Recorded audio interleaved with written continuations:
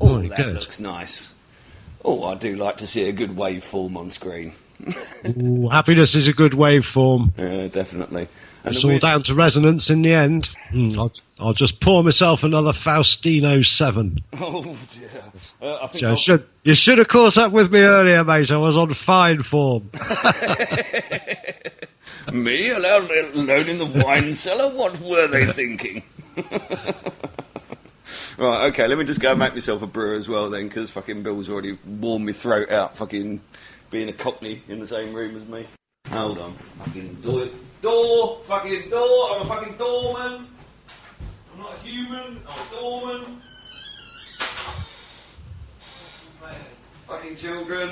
You haven't done anything today. What do you mean I haven't done anything today, you fucking cheeky bastard? Fucking open and close his doors 20 times. It's your fault. It's not my fault. Anybody want to buy some children? They're going cheap. Well, I'm told they're pretty easy to give away nowadays. Yeah. Again, I don't know whether anybody would accept mine. No, they'd try and return them. Bloody teenager. Yes, all right, now piss off. Oh, Jesus. Very busy at your place, isn't it? Oh, you ain't fucking kidding, mate. Especially with the extra boy. Well, actually, we've got one back and we've lost one. One's up at Chesterfield at the minute, visiting Fresh Start. But okay, well, I mean, we've also got the likes of Dubs, who's one of the hardcore. Yeah.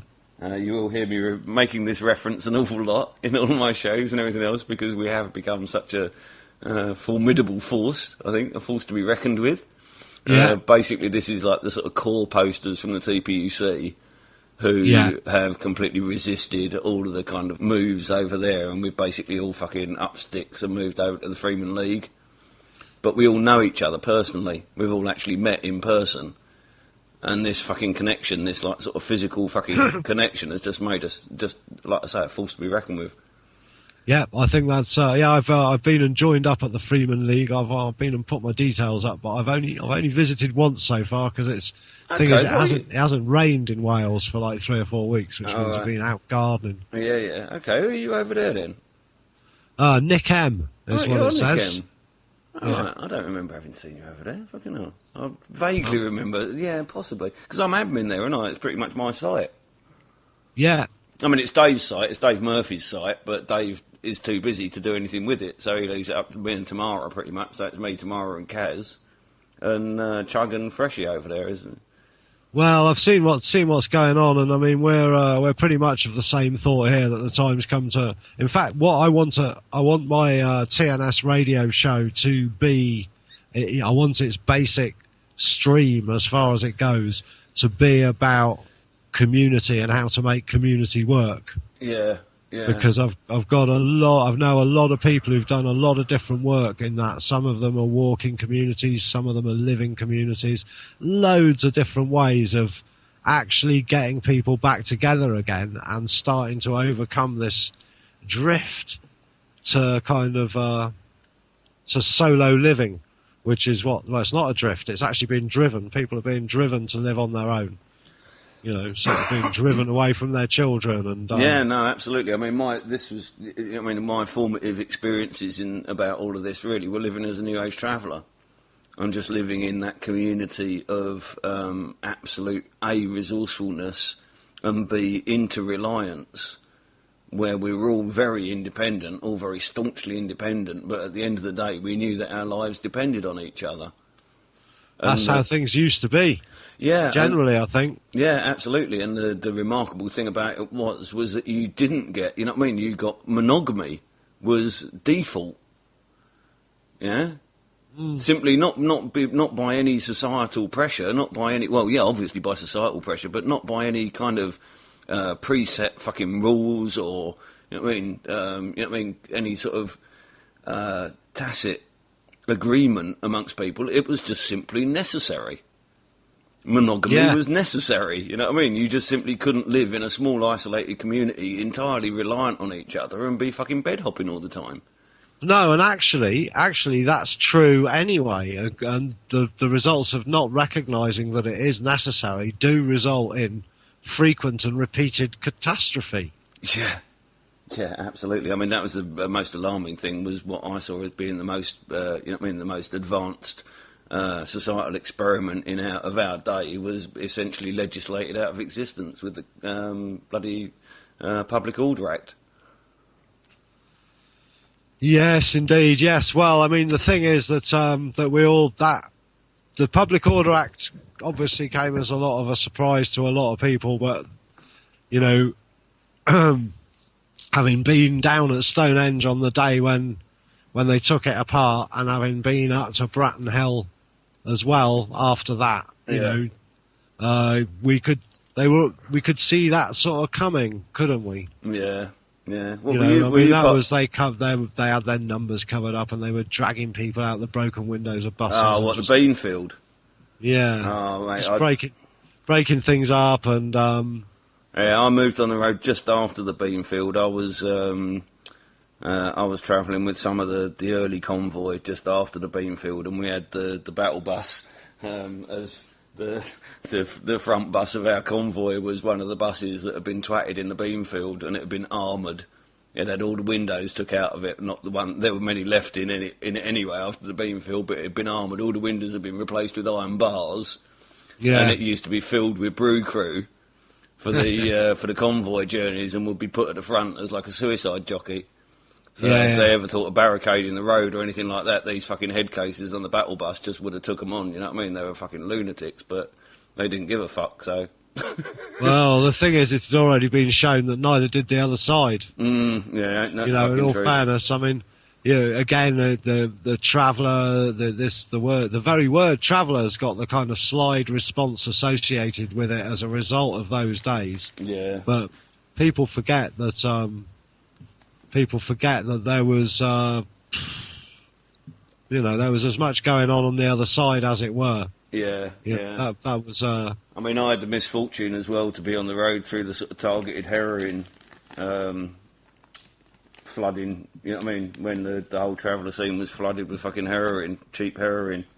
Yeah, I remember that happening as well. I remember the effects of it at Stonehenge. Yeah, and it really was. I was a production controller in heavy industry at the time, and I used to take my 3 weeks holiday and go to Stonehenge. All my mates all the people in the office used to go to the Costa del Sol and bring photos back of swimming baths and stuff. You'd come back I'd bring back photos of like hippies. buses with the back end sawn off. Yeah, and, you'd see the back end of the bus somewhere else with "Anarchy Now" written across the back of it. I went there for like 7 years. I went to Stonehenge, and it was just wicked. It was. I had to scrap my bus because I drove it into a valley that I couldn't drive it back out of. We tried fucking getting it out by like sort of pendulum it by sending a sort of 7-ton truck down the hill with a rope round a tree and all this sort of cape. And in the end, it would have needed a crane to get it out, so I had to scrap it where it was. But then, unfortunately, it was so big, of course, that we couldn't tow it, so I had to drive it. Was it near enough anywhere to use as a chicken hutch or something? Well, it was basically a driver's seat, a window, a steering wheel, and the kind of bed that the seats used to be bolted to, the chassis and the wheels. So it didn't owe you anything by the sound of it? No, I'd had all the alley off it, but the drive over the Mendips twice was it was like a 7.5 litre 16-gear go-kart. Yeah. And we did a suicide run during the night. I had somebody out in front of me with a car and somebody behind me with a van for lights. And we drove past this police car en route who had a clear sight of us. And as we drove past, both of the policemen in it were looking very, very intently at the left-hand curb. Yeah, right, yeah. We didn't see it. We don't want to know. Just get it to wherever you're going. We don't care. Exactly. I can think of at least a couple of people who get that sort of response from the police on the roads around here. Yeah. Oh, there used to be a great kid that lived in Glastonbury, one of the local farmers, and he used to drive a car with no fucking windows in it, all fucking painted with like fucking emulsion and like all graffiti and shit on it. And the local coppers just used to leave him alone, and he used to drive around pissed as a cunt. But he only ever used to drive this one road, and nobody ever else drove the road. So all the coppers in Glastonbury used to tried fucking nicking him, and it didn't stop him, so they just fucking left him be. I also bought the Land Rover off of the famous farmer in Wells, who famously hadn't turned this Land Rover off for 4 years because being the penny pinching fucking Somerset farmer that he was, when his starter motor had gone wrong, he'd done the maths. He worked out how many hours it would run on an hour on a gallon of diesel, and because it's red diesel, because he's a farmer, it was only like 50p a gallon or whatever. And he worked out that it was cheaper for him to leave the thing running at night than to turn it off and have to buy a new starter motor to start it in the morning. And he used to come down the pub. Yeah, indeed. He'd come down the pub and park the Landy up, and he'd go in the car park, and it'd be sitting there going, duk, duk, duk, duk, duk, duk, duk. Never turned it off for 4 years. Farmers, eh? Farmers. They don't have a strange outlook on life. It's because it's fundamentally Babylonian, you see, so it leaves them a little bit foxed by modern technology. Yeah. Essentially, we got the farming from the same place as we got the religion. So the priests and the farmers, they're all well fucked. Yeah, yeah. It's funny you should say that as it goes, but I've been using you're familiar with Illuminatus? Certainly am well familiar with Illuminatus. You know the I bless Ra, the fierce sun shining bright. That little poem in the front of it. Yeah, yeah. I've been using that for 20 years. And that's a really powerful fucking thing to retake the Babylonian mysteries back with. Yeah, I'll have another look at that. I will. I must admit, I've got them. I was thinking of rereading the Illuminatus trilogy just the other day, so perhaps you're mentioning it. Yeah, definitely. We used to play the game as well, both sorts of game, actually. There's a really amazing game which has got... it's got like you each get to play an Illuminatus, and everybody's therefore got a different winning condition. And the idea, there's hundreds of groups that are like the fiendish fluoridators and the cattle mutilators, the CIA are in there, the FBI, the Trilateral Commission, all of that. Yeah. And you basically use power and money to try and overtake everybody else's groups, is what it boils down to. Uh-huh. But I mean, there are no rules really. All cheating, if it works, it counts. Yeah, yeah. Everything is permissible, nothing is true. That's exactly right, yeah. Yeah. I must admit, the sayings of Hassan Sabra, I've actually looked into some of those because I just thought, oh no, he's got to be making some of those up. And I've actually done quite a lot of research into Hassan Sabra after reading the Illuminatus, and he really was a fucking incredible geezer. You know how he used to rule? No. How the whole assassin thing came about? Oh, right, yeah. The Hashishim? Yeah. Well, basically, during his life, he used to actually live as a Gnostic, as a fucking as a monk. Never used to show his face in public. He'd hand out all of his dictates through a secretary. Yeah, did no public speaking. Wasn't a public figure at all. Just like God and Moses, eh? But he had this. You know what I mean? The system with the assassins was basically they would become. Indentured into the local ruling elites, into the local houses of power, if necessary, as a servant or a vizier or whatever. You know what I mean? Whatever kind of paid help they were looking for.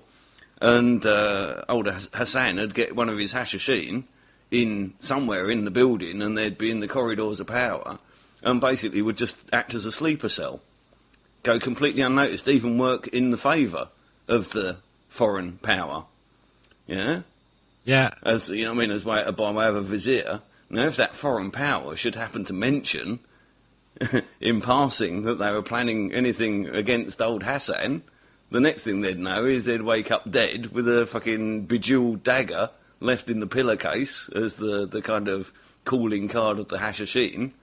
And as such, old Hassan managed to rule that area of the Middle East in all of its turbulence and its history in complete peace. There was no warfare in the entire Middle East, and the reason why he ended up losing power and getting overthrown was because the fucking Mongols come rampaging in. And of course the Mongols haven't got any fucking halls of power, are they? They're nomads.